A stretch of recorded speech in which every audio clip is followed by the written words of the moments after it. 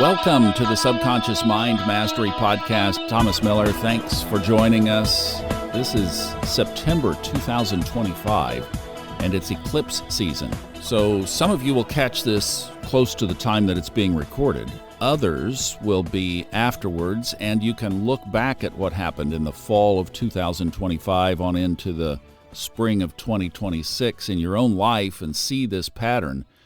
But we've done some work on this on the Fun Astrology podcast, and there is a webinar that is on our website. So if you're catching this real time or closer to the time, that will be relevant for you for the next several months, and it is available to watch on the replay. It's the Eclipse webinar from August 31st, 2025. But I mean, if you're a serious player in this area of elevating your life and changing the past, and changing your future and sculpting your future that this podcast has been all about since 2013, then this period right now is super significant.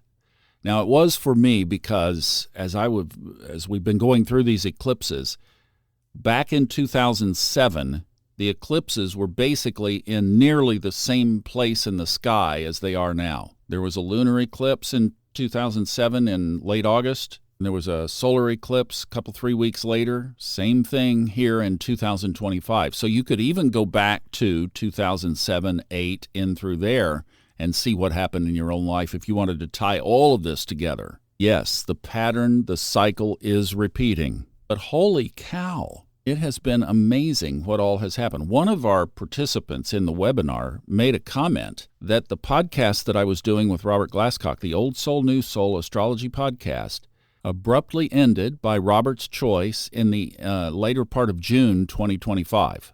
I mean, that was just a shock. It was not expected, but it was a definite energy clearing and space clearing for me personally. Well, it was the same in 2007. It just had a lot more pain attached to it. So now, being on a higher path, the kind of thing we talk about here, you just open, like I'm not holding that podcast as anything sacred.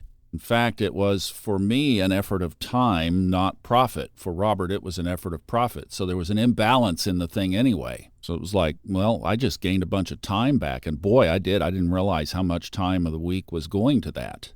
2007, it was a marriage that had to clear in order for me to change. And this is why I have really so come to love astrology, because it all is there. I mean, the eclipses in 2007 were right on my Venus of marriage and Pluto of transformation. Then the next two in 2008, the first one was in my, what's called in astrology, the 8th house, which is all about transformation, death and rebirth, caterpillar, butterfly. And I wasn't looking at astrology back then, but the symbolism was there. It was telling me what was going to happen or what was underway. I just didn't know to look. And this is why I'm like, we all need to learn this. And that was the first one of 2008. And then the next one in 2008 was in my 3rd house of communications and 9th house of publishing and spirituality. Then 5 years later, and that was the time needed to make a genuine shift, came this podcast, came the audiobooks for Fred Dodson. Everything that followed was basically represented in astrology in the chart by those 2 houses, the 3rd and the 9th. So it had the whole thing, the whole map was basically lined out. And this is where I'm saying for all of us, because it repeats again this year. So wherever it was for you back then is where it will be again this year, both in 2025 and then the next one in 2026, the next 2. Well, here's some of the theme of stuff. I'm not going to go into the details of this because, quite honestly, looking at it through this lens now is really painful. But the big themes, it's like taking this podcast back to the early episodes. It's who I was being in the world. I did some things that tremendously dishonored one of my parents. That was something I'll keep private, but just suffice to say. And I know that my parents were so loving and forgiving, but it was something that should have been caught at the time. But I wasn't there to receive the shift. See, that's the thing, is we have to be open and fertile to receive the shift. And for me, it took that big jolt of that second divorce in order to get woken up. So in this eclipse season, I mean, this stuff is happening. So the question is, what kind of soil are you? Are you fertile? Are you open to receiving the shift, or more closed off and going to need some attention getting? That's the best place to start right there in analyzing this. Then things of how I've been with my kids has been coming up, and other people in my life. It's like I said, I mean, it really is kind of a repackage, but a re-diving in there. And you would say, well, why is it coming back up? You may have things coming up from back then as well, especially if there was some big shift. And that's another point when we're kind of tying this to eclipses. I mean, there was something in the sky, but I mean, this was significant in my own life at that time. But eclipses are not universal. It really depends on where you are in your path and where it falls in your natal birth chart. That's exactly why we did that webinar and why it's still available, because we wanted you to see how this one impacts you specifically in your chart. But I think the reason why it's been reemerging is because it's not completely settled. In other words, there's still residue there. So maybe to say in 2007 it was a cleaning and a clearing, but now it's a deep cleaning. Back then I was resisting it. Now I can't let go of it fast enough. The other thing, back then, it took years to identify the key themes. Now it's like, boom, right there. Okay, you look at a list of stuff that is coming up. So you just capture it in your journal, as I've got my journal right with me now, because when it comes up, I just capture it right then, boom. And then you go back and meditate on it, just thinking about it, holding it in the space, looking at it occasionally, open the journal, read it. And there was a major theme that showed up from all of these things that was very clear from one to each to the next. That is how I was structuring things or doing things in order to serve myself. How could I benefit, even at others' expense and even at my family's expense? Well, then you balance that with the karma of where things are with my family situation now, and it makes it more, I don't want to say acceptable, maybe so. You know, here again, one of the early themes that we talked about were the laws of the universe, and one of those is polarity, or let's just say you reap what you sow, or you could say karma. You could say rebalancing, but it really is almost this payoff, this payback. What you will reap what you sow. What seeds you put into the ground is what crop will come up. And that crop has to be harvested or cleared before a new crop can be planted. You don't have to plant the same seeds, but you do have to clear out that crop. It's going to grow. Can't stop it. And then, see, this sounds like a repeat of everything, but it is, and that's exactly the point, and it's going on right now. So if you're catching this close to the time, or eclipses happen basically every spring and fall, at least 6 months apart. So whatever eclipse season there is, you are either on or in between. You can always look at this from your own perspective and go back and learn how to look at it, tie it into your own life, and then you can see where these things are repeating, these patterns, and then you go back, it's basically around 18, 19 years, and you'll see the same kind of thing coming up.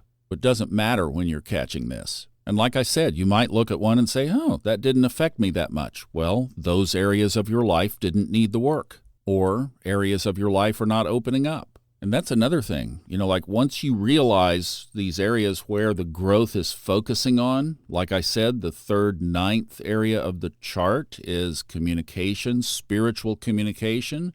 Well, then you can lean into that in the future. You don't want to front run divine timing, but it is something that you can lean more into. Take actions in those directions and see if you get a tailwind. Making good old pitches to the universe. At least this way, when you do a little study, you know where to throw the ball.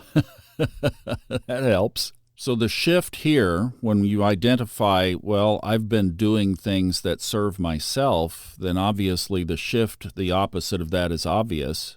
How can I give to others, even if I don't receive? Or if I do receive, the motive is not to receive, it's to give. And if receiving happens, okay. So again, for me, a lot of giving has been done into these podcasts. And I've been, admittedly, over the past year just was a total shakeup. And it did have this giving and receiving theme about it. So I've had to settle into all of that. Lot to process. Very unexpected outcomes. Also, I'm realizing my age, making adjustments to that. But admittedly, I have been feeling more giving than reciprocal receiving from the efforts into these podcasts. And that was something that I also had to process through. And now, taking a look at it from this, the attitude is, how much more can I give, even if I don't receive? If it's not met reciprocally, it doesn't matter.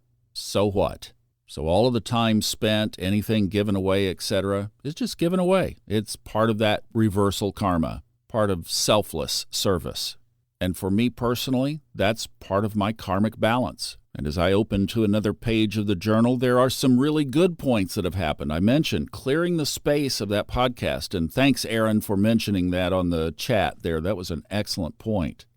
Other things, good things, have come up. Couple of affiliations recently with the Merriman, MMAcycles.com people that are very positive. And I look at the pattern on that, and that has really been pretty much a giving with no reciprocal expectations of receiving. Then finally, under a powerful sky, karma catches up positively. So, couple of takeaways. It really doesn't matter where you are in the process. You might be on an eclipse. You might be in between an eclipse. It might be affecting you and your life in a similar way. It might not, but other things are. Other doors are opening.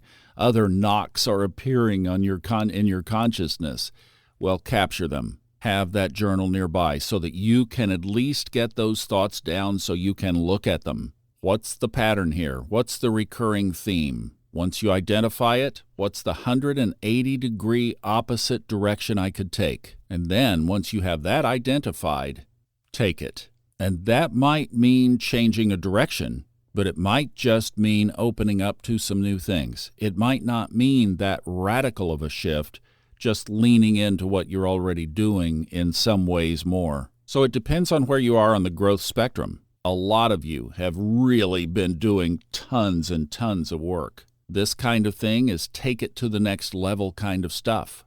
Some of you are just finding this. You might be exploring a new path, new ways of looking at spirituality. You want to reprogram your subconscious mind. You realize whatever's in there, whatever got planted in my pasture, needs to come up and out so that we can do something else. There's new seed that's going to be going into the ground next spring. Well, hallelujah. Welcome aboard. We have tons of resources here, 400 plus podcast episodes, and over 40 audiobooks from me narrating Fred Dodson's work that is totally life-shifting and life-changing. And then if you want to take a look at the Google map of the soul, we have the Daily Fun Astrology podcast that's audio and has its own YouTube channel, so you can catch it either place. So the message here is allow stuff to come up. That's this energy, this big macro energy that we're under right now. Eclipses are only punching what's already there. And you're not that far away from one, no more than 6 months, generally. So for me, let the transformation continue, not begin, continue. Go deeper, go broader. Use it as a time to say, hallelujah, I'm still on the radar. The process is still underway, and it will be until we depart this planet for higher, better purposes. So, with journal and pen in hand, ready, set, go! And I hope that you absolutely enjoy your journey of transformation. I've had some requests for more studies from the Bible. We'll have that coming up soon, right here on the Subconscious Mind Mastery Podcast. Thanks so much for listening to this. Hopefully it helps. We'll see you again soon. Thanks for listening.